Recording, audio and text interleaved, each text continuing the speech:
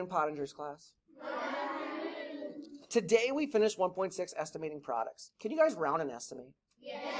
All right, an estimate, you guys, an estimate is how we find out what? About how much, about how many, yes?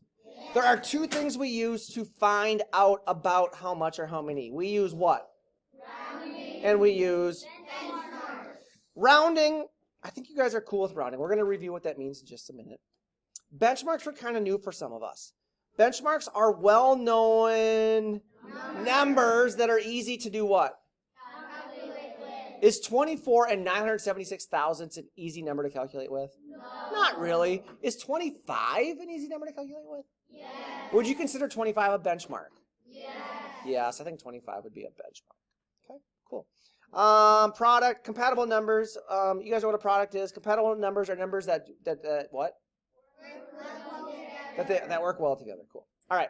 When rounding, 5 and above, give it a Shove. 4 and below, leave it Alone. All right, let's talk about that. If I said round to the nearest hundred, see this? Round to the nearest hundred, see that right there? Yes. What number is in the hundreds place? 6. So to show our work, we underline the 6, yes? Yes. After we underline a 6, we draw an arrow to the 9, the number to the right. We call that number the what? The boss. Everyone's eyes should be up here. The Boss. Everyone's eyes should be up here. Everyone's eyes should be up here. We call that number the boss. Now the boss decides if the 6 should stay the same or if we should shove it to a 7. Remember we said 5 and above, give it a Shove. So is 9 bigger than 5? Yes. So should I give the 6 a shove? Yes. The 6 becomes a 7. So my rounded answer for 694 is 700, yes? Yes. Same situation down here on number 8. 6 is in the hundreds place, right? Yes. Underline. Draw an arrow to the Right. the 1 is called the Boss. is the boss 4 and below. Yes. So what does it tell us to do to the 6? Leave it alone. So the 6 stays a 6 Yes. and the other two numbers turn into 0. we good with that? Yes. Here's another example using millions. Here we go. Number 3. Using rounding to estimate products. We need to know how to estimate because estimating helps us to see if our answers are what? Reasonable. It also makes the math what? Easier and faster. Easier and faster. Come on, our eyes need to be up on the screen. Easier and faster. Okay. 24 times 39.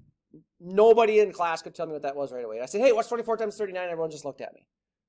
I don't really know what 24 times 39 is either without doing the math.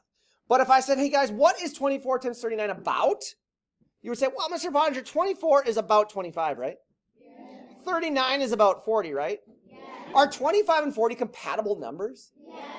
Can you multiply 25 times 4? Yes. Well, 25 times 4 is 25, 50, 75, 100. Just count 25 4 times, right? Yes. So 25 times 4 is 100. Plus I add this last 0 on. What's 100 with another 0? 1,000. So 24 times 39 is about 1,000. Yes. If I do my actual math, is 936 pretty close to 1,000? Yes. Do I have a pretty reasonable answer then? Yes. What is this little tool called right here?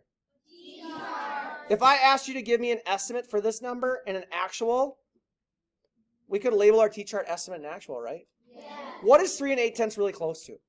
4. Say again?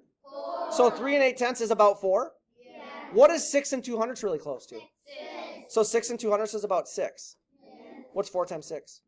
24. Now, if I did the actual work, and I did all of this right, and I put my decimal point in the right spot, is 22 and 876 thousandths about 24? Yes. Pretty close, right? Yes. Reasonable?